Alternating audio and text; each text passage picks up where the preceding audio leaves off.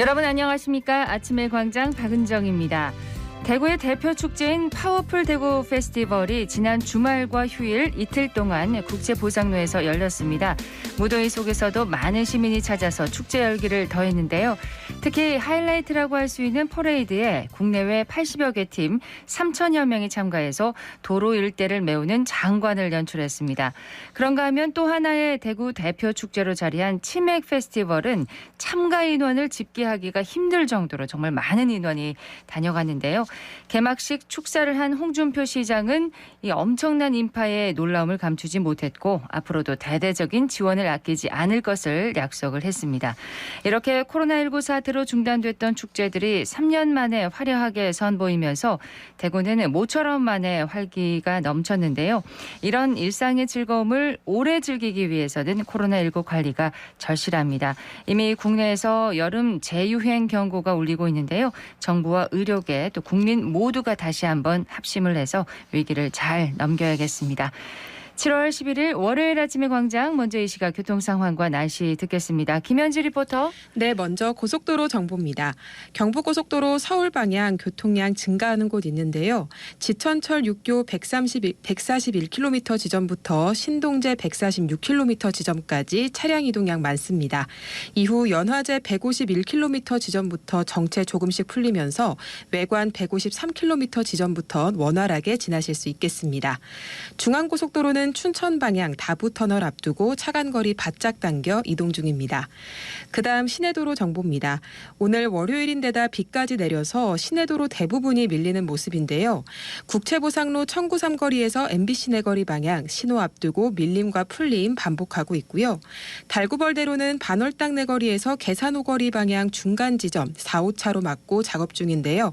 작업 여파 받아서 뒤로 어렵게 지나고 있습니다. 만촌 내거리에서 삼덕 내거리까지 35분 이상 소요되겠습니다. 이어서 날씨 정보입니다. 오늘 우리 지역엔 소나기가 내리면서 더위가 한풀 꺾이겠습니다. 새벽부터 시작된 비는 오늘 저녁까지 내리겠는데요. 대구와 경북 남부 지역에 5에서 40mm, 경북 북부 지역에 10에서 60mm가 내리겠습니다. 낮 최고 기온은 울진 25도, 포항과 청송 28도, 대구 30도로 어제보다 5도가량 낮겠습니다. 비가 내리면서 기온이 일시적으로 떨어지는 곳이 있겠지만 내일부터는 다시 기온이 오르면서 무더위가 지속되는 곳이 많겠습니다. 현재 기온은 24도, 습도는 100%입니다. 지금까지 김현지였습니다. 지역 시사정보 프로그램의 중심, KBS 대구 제일라디오 아침의 광장을 듣고 계십니다. 네, 월요일 아침의 광장 함께하고 계십니다. 8시 33분 지났습니다. 오늘 아침 지역의 주요 뉴스부터 살펴보겠습니다. 뉴스민의 천연길 기자, 매일신문 김근우 기자 함께합니다. 두 분 어서 오십시오. 네, 안녕하십니까. 예, 첫 소식 듣겠습니다. 네, 지난해 경북 내 사업장에서 배출한 대기오염 물질이 크게 줄어든 것으로 나타났습니다. 이 9일 한국환경공단과 포항환경운동연합에 따르면 이 지난해 굴뚝 자동 측정기가 설치된 이 전국 800여 곳의 사업장에서 측정한 대기오염 물질 배출량이 19만 1000여 톤인 것으로 나타났습니다. 이 가운데 경북 도내에 67개 사업장이 포함이 됐고 이 대기오염 물질 배출량은 이 전국 17개 광역시도 가운데 이 5번째를 기록했습니다. 이 충남과 강원, 전남, 강원, 네. 전남, 충남에 이어서 이 기록을 하게 됐는데요.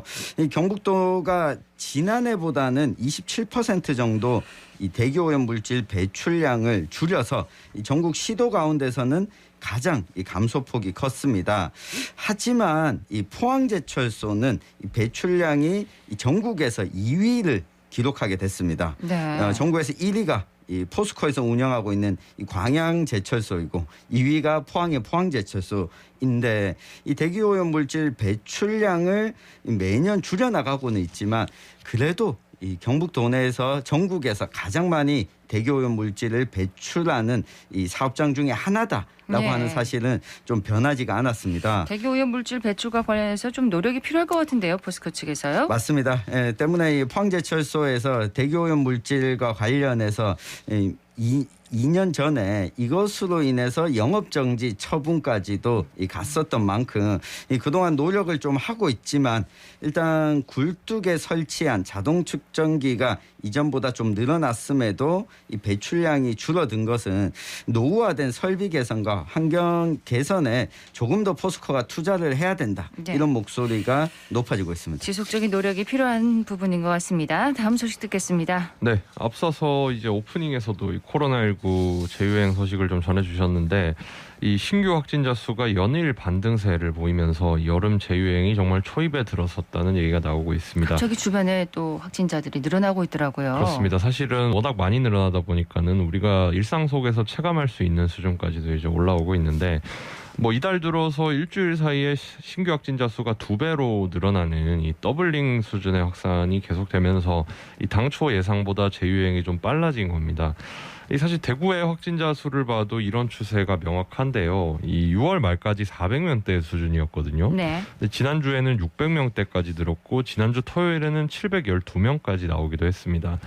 이 전체 확진자 수도 6월 말까지 하루 10,000명을 밑돌았습니다만은 지난주에는 최고 2만 명에 이르는 날도 있었어요. 2배네요. 이 정부는 지난 8일에 이 코로나19 확산 국면 전환을 언급하고 이 경각심을 당부하면서 이 그간 우려됐던 재유행을 공식화했는데요.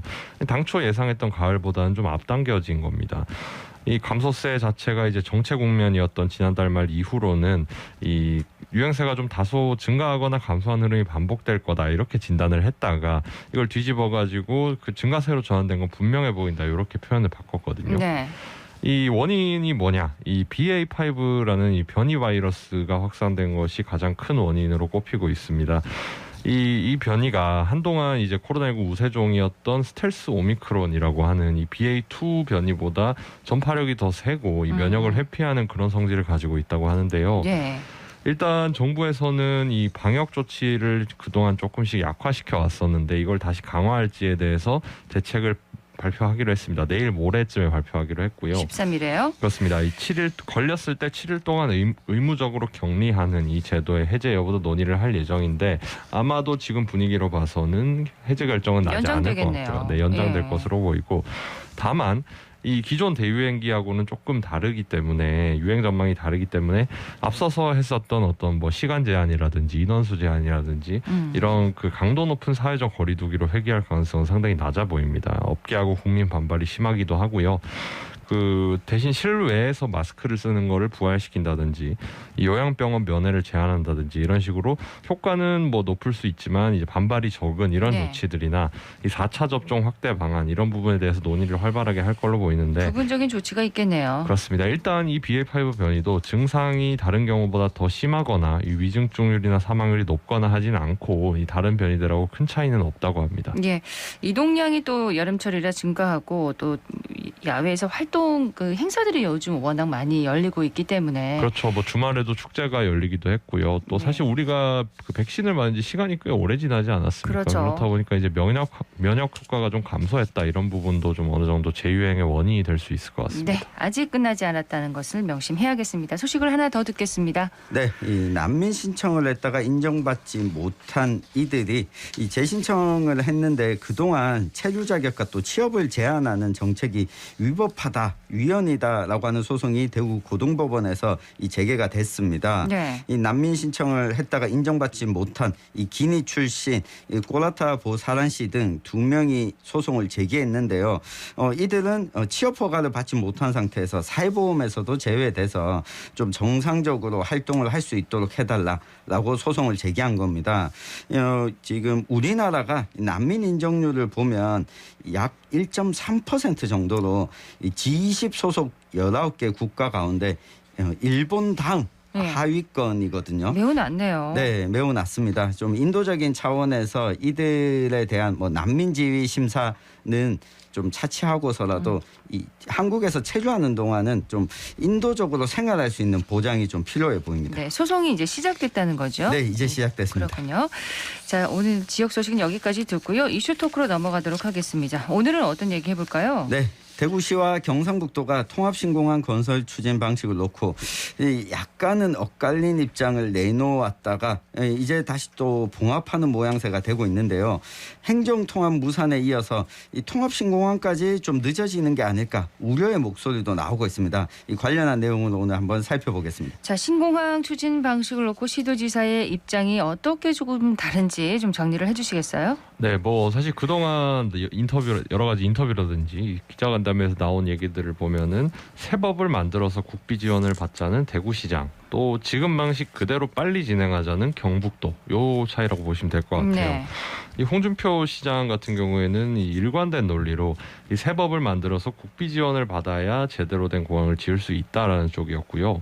이 지금 사실 이 기부대 양여라는 방식으로 그 신공항 이전을 추진하고 있는데, 이게 사실 이름이 조금 어려워가지고 아직까지 좀 이해가 안 되시는 분들이 계실 것 같은데, 현 부지를 네. 그러니까 그쪽 부지를 대구시가 일단 사가지고요, 굉장히 대규모의 프로젝트 파이낸싱을 일으켜야 됩니다. 그래서 그 옮겨갈 부지를 이제 대구시가 사서 거기다가 이제 그 군부대하고 민간공항을 짓는 대신에 현재 군부대와 민간공항이 있는 자리를 그대로 대구시가 불화를 받아가지고 네. 여기다가 이제 뭐 아파트를 짓는다든지 여러 가지 뭐 산업시설 유치한다든지 해서 그걸로 수익을 내서 이전할 때 들어간 비용을 메꾸는 방식입니다. 충당하겠다. 그렇죠. 예. 이게 이제 기부대 양해 방식인데, 이걸로는 이제 긴 활주로를 가진 관문공항을 지을 수 없기 때문에 군공항은 기부대 양해 방식으로 가되 민간공항은 국비로 지어야 된다. 이게 홍준표 시장의 논리였고요. 그렇죠. 반면에 이철우 지사 같은 경우에는 속도전을 조금 더 중시하는 모양새입니다.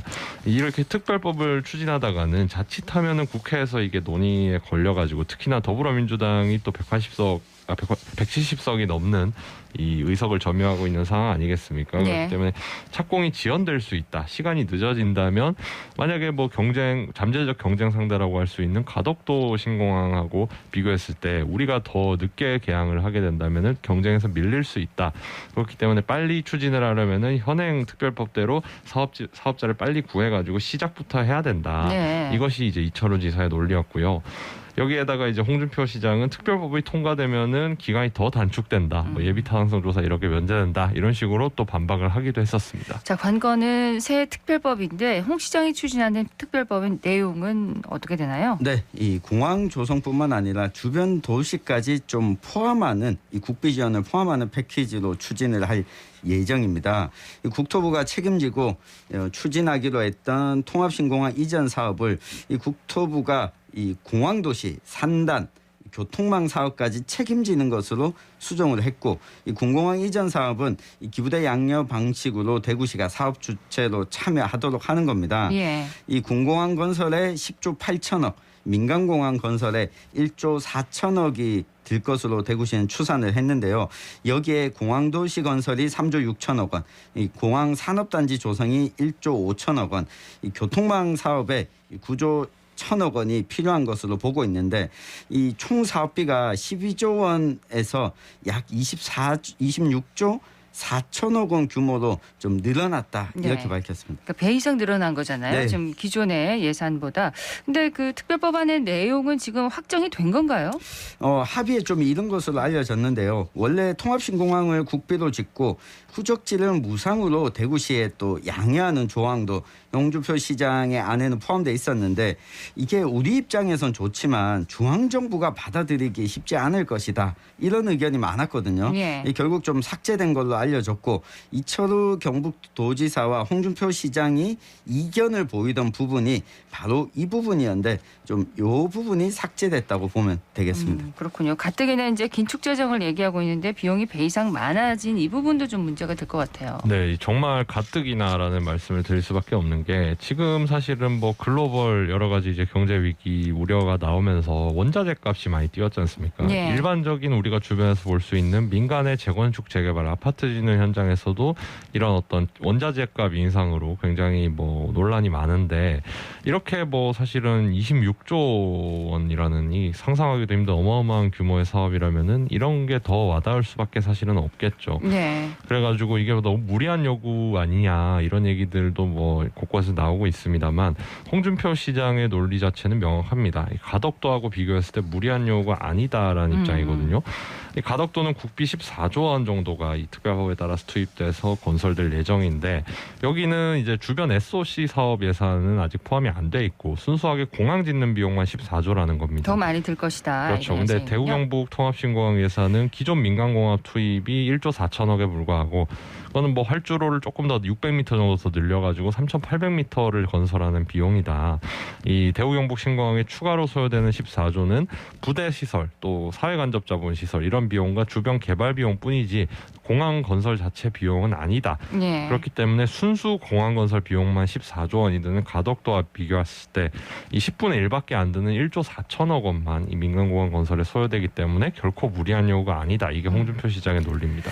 그렇다면은 국회와 정부를 과연 설득할 수 있을까요? 이게 쉽지는 않을 것으로 보입니다. 우선 군공항 건설은 기부대 양려 방식 그대로 추진을 하고 민간공항은 사실 군공항을 짓고 나면 민간공항이 그 활주로를 빌려서 쓰는 거거든요. 예. 여기에 공항 관련 부대 시설을 설치하게 되는 건데 애초에 국토부가 이거는 하겠다고 했었습니다.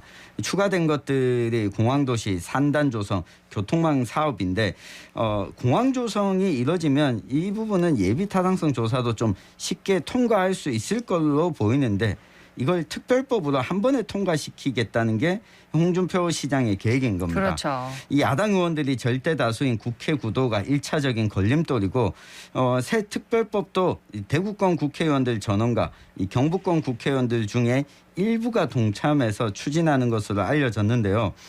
일단 대구시는 법안이 최대한 조기에 발의돼서 연말까지는 통과할 수 있도록 노력하겠다는 입장입니다. 네. 홍준표 시장도 지난 금요일에 열렸던 시도지사 간담회에서 윤석열 대통령에게 좀 협조해달라 이런 요청을 하긴 했습니다. 가덕도 특별법 제정 때를 떠올려 보면은 지금 시도지사가 한 몫을 내는 것이 꼭 필요한 시점이 아닌가 싶어요. 그렇죠. 이 가덕도 신공항 특별법의 입법 과정을 기억하시는 분들이라면 뭐 다들 알고 계실 겁니다. 그 당시에 뭐 사실 우리 지역 입장에서 보기에는 어떻게 이렇게 무리하게 입법을 하느냐. 부산시장 보궐선거를 앞두고 사실 민주당이 굉장히 무리해서 입법을 했던 거였거든요. 그렇죠. 근데 그 당시에 어쨌든 부산시나 부산 정치권, 부산 경남 정치권에서 여야를 막론하고 이제 일치된 목소리를 냈기 때문에 어느 정도 좀 수월하게 그 무리한 입법조차도 진행이 됐던 측면이 있었는데 사실 지금 대구 경북 통합신공항을 두고 대구시장이나 경북도지사도 정치권의 의견이 사분오열돼 가지고는 이 제대로 된 사업을 기대할 수 없다 이런 얘기들이 많거든요. 예. 그나마 이제 다행히 이 오늘 투트랙이라고 해가지고 이 현재 어떤 특별법 제정하고 이 군공항 민간공항 이전 사업 절차까지 동시에 진행을 하는 이 투트랙 전략을 구사하겠다라고 이제 대구시하고 경북도가 원칙적인 부분에서 합의를 이뤘다라는 보도가 있었습니다. 네, 오늘 아침에 있었죠. 네, 사실 뭐 홍준표 시장이나 이철우 지사의 판단 중에 틀린 건 또 없거든요. 홍준표 시장 입장에서는 이제 금전적인 측면에서 이 국비 제대로 된 국비 지원이 없다면은 이 크고 제대로 된 공항을 지을 수 없다라는 입장인 것이고 이철우 지사는 이제 가덕도보다 빨리 개항해야 이제 남부권의 항공 수요를 빼앗아 올 수 있다 이런 부분에 대해서도 둘 다 사실 맞는 얘기예요. 그렇죠. 그렇기 때문에 이런 투트랙 전략에 대해서 원칙적으로 일단 합의를 했다고 하고요. 사실은 뭐 각자의 방식을 고집할 수도 있겠습니다만은 어느 정도 이런 그 조정 안에 대해서 이제 합의를 봤기 때문에 그나마 조금 이제 나은 상황이 되지 않았나 싶습니다. 네, 사업 추진을 위해서도 필요하지만 이제 두 단체장 모두 서로 갈등 관계로 비춰지는 걸 극도로 뭐 원하지는 않을 겁니다. 맞습니다. 이철우 지사도 이와 관련해서 질문이 쏟아지자 이 4년 동안 저는 공항 추진 사업에 매달렸고 이 홍 시장님은 이제 막 들어오셔서 이 공항을 잘해보겠다는 의지이다. 홍 시장님과 싸움을 안 붙였으면 좋겠다. 이렇게 이야기를 했고요. 예. 홍준표 대구시장 역시 이 지난주 기자회견에서 이 갈등을 일으키지 않겠다. 그리고 이철우 지사에게 내가 뭔가 반박하면 이 둘 관계가 어떻게 되냐 존중하겠다. 라고 이야기하기도 했습니다. 예, 각자의 입장이 지금 중요한 게 아니라 두 단체장이 좀 허심탄회하게 이야기를 좀 나누는 그런 자리가 필요할 것 같습니다. 네, 사실 뭐 이 정도 규모의 사업이라면 그 조직의 어떤 수장들끼리 만나가지고 합의하지 않는 이상 뭐 완전히 합의가 되기는 어렵습니다. 예. 두 사람 다 이 원론적인 입장은 동일하기 때문에 이 늦지 않게 추진하려면은 좀 지혜롭게 서로 만나가지고 타협하고 풀어 나갔으면 좋겠습니다. 네, 이제 사실 필요한 것은 이 야당 국회의원들을 어떻게 어떻게 설득할 건가 이 두 단체장이 머리를 맞대고 계획을 짜는 것이 가장 중요하지 않을까 싶습니다. 네, 통합신공항 앞으로 어떻게 건설될지 지켜보겠습니다. 뉴스민의 천용길 기자, 매일신문 김건우 기자였습니다. 두 분 고맙습니다. 감사합니다.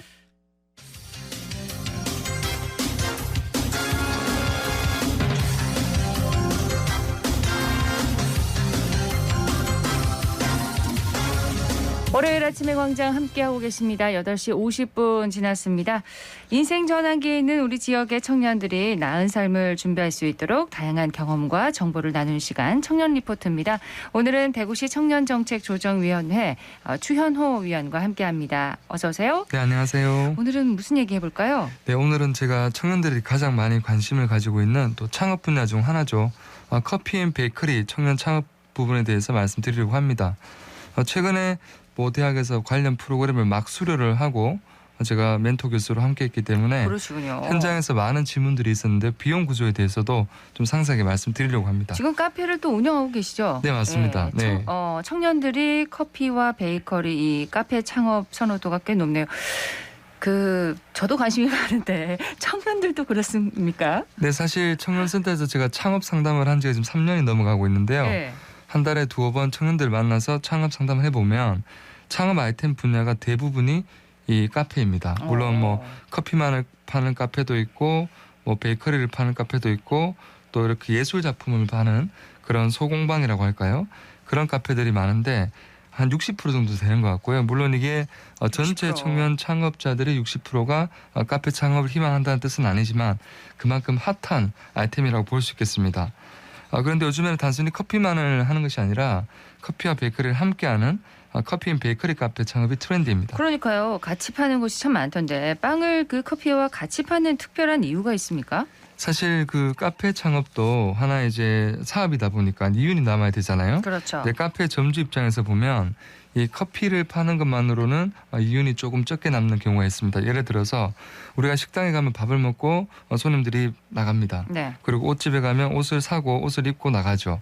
그런데 카페 같은 경우에는 커피를 마시고 난 다음에 커피잔을 잠시 옆으로 물려두고 2시간이고 3시간이고 대화를 이렇게 나누죠. 또 하시기도 하고 대화도 그렇죠. 하시잖아요. 네. 그러면 이제 객단가라고 하는데 손님이 와서 주문을 하고 이렇게 고객 한 명당 들어오는 매출이 있습니다. 근데 이게 커피만으로 낮다 보니까 빵을 같이 꽂게 되는 거죠. 객단가?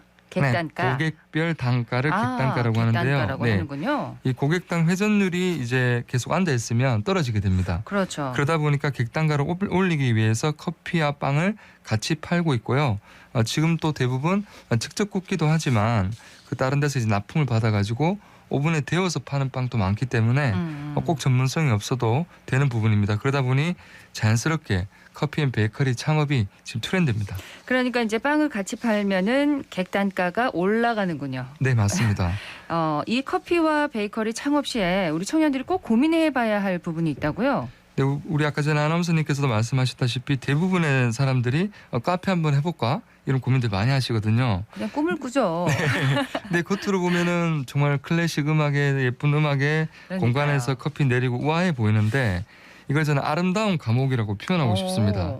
이 카페가 영업이 잘 되고 매출이 잘 나면 정말 좋은 효자가 되지만 그렇지 않으면 하루 종일 갇혀가지고 가지도 못하고 또 고객으로 카페를 갔을 때는 커피를 즐길 수 있지만 이 카페 점주가 되면 카페를 지켜야 되는 사람이다 보니 아름다운 감옥이 될 수 있거든요. 그러다 보니까 정말 섬세하게 준비를 좀 해야 됩니다. 예. 아름다운 감옥이라는 말이 뭔가 좀 가슴이 찡해지는데 네. 숫자에 대해서 부분은 고민을 많이들 하시는 것 같아요. 네, 사실 카페 창업을 하다 보면 사람들이 이제 비용 구조를 전혀 생각하지 않고 막연히 잘 될 거라고 희망을 하죠. 근데 카페 관련된 비용을 자세히 살펴보면 인건비, 임대료, 재료비, 관리비는 전기세, 수도세, 포스비, 카드 수수료, 화재보험, 보안업체 출동 비용이나 회원비, 인터넷 전화 세금으로 나눠볼 수가 있는데요. 네. 이 비용에 대해서 명확하게 먼저 이해를 하고 어느 정도 금액이 고정적으로 나오는지를 봐야지만 창업하고 난 다음에 매출에서 비용을 뺀 게 순이익이 되기 때문에 이런 부분을 구조를 고민해 봐야 됩니다. 그러면 카페 수익은 어떻게 잡아야 하나요? 보통 이제 카페 같은 경우에는 기대 수익률을 이 점주가 가게에 나가지 않고 직접 관리를 하지 않고 돌아가는 걸 오토 매장이라고 하는데요. 이 오토 매장의 기준으로 월 매출 대비 15% 정도의 수익이 나면 이게 잘 되고 있다고 판단이 됩니다. 15% 정도. 네. 만약에 2천만 원의 매출이 월에 난다고 하면 300만 원을 벌게 되는 셈이죠. 그런데 여기서 만약 점주가 직접 나가서 직원을 고용하지 않고 직접 일을 하게 되면 이게 40%까지 올라가게 되거든요. 네. 그럼 2천만 원의 매출을 올리면 800만 원 내외의 수익을 가져가게 됩니다. 얼핏 보면 돈 액수가 큰 것처럼 보이는데 쏟아붓는 시간과 노력, 투자금 손실 위험을 종합적으로 고려를 해보면 마냥 장밋빛만은 아닙니다. 그렇군요. 제가 최근에 상담한 카페는 월 매출이 100만 원이었거든요. 이런 카페는 아주 특별한 전략을 동원하지 않는 이상은 폐업 수준으로 가야 된다고 봐야 됩니다. 월 매출이 100만 원이요? 네, 그런 카페가 정말 많습니다. 그렇군요. 네, 월 매출 2천만 원을 만들려면 3천 원짜리 아메리카노를 월에 7천 잔 정도를 팔아야 되는데 와. 월에 7천 잔을 팔려면 30일을 꼬박 일을 쉬지 않고 한다고 해도 하루 230잔을 팔아야 되잖아요. 네. 근데 한 잔 내리는데 보통 3분 내외가 걸리면 230잔을 내리려면 얼마나 많은 그런 시간이 필요한지를 알게 됩니다. 결코 만만한 숫자가 아닙니다. 예. 그냥 막연히 꿈을 꿔서는 안 될 것이고 숫자에 좀 민감해져야 될 것 같은데 네. 커피와 베이커리 창업에 도전하려는 청년들에게 끝으로 이제 뭐 꼭 하고 싶으신 얘기가 있다면요? 네, 카페가 많이 생기다 보니까 차별화 포인트를 고민하면서 하는 부분들이 많지만 차별화 정도가 아니라 정말 다름을 줄 수 있는 그런 부분들을 깊이 있게 고민하고 시작을 생각해 볼 필요가 있습니다. 우리는 완전히 다르다는 걸 보여줘야 되나요? 네, 맞습니다. 예. 대구시 청년정책조정위원회 추현호 위원이었습니다. 고맙습니다. 네, 고맙습니다. 대구와 경북 지역에 비 소식이 있습니다. 예상 강수량 대구와 경북 남부, 울릉도 독도에는 5에서 40, 경북 북부 지역에는 10에서 60mm 정도고요. 비가 내리면서 더위는 한풀 꺾이겠습니다. 낮 기온 25도에서 30도 분포로 예상됩니다. 소나기가 내리는 지역에서는 돌풍과 함께 천둥, 번개가 치는 것이 있다고 하니까요. 피해 없도록 주의를 하셔야겠습니다. 아침의 광장 월요일 순서 여기까지입니다. 박은정이었습니다. 고맙습니다.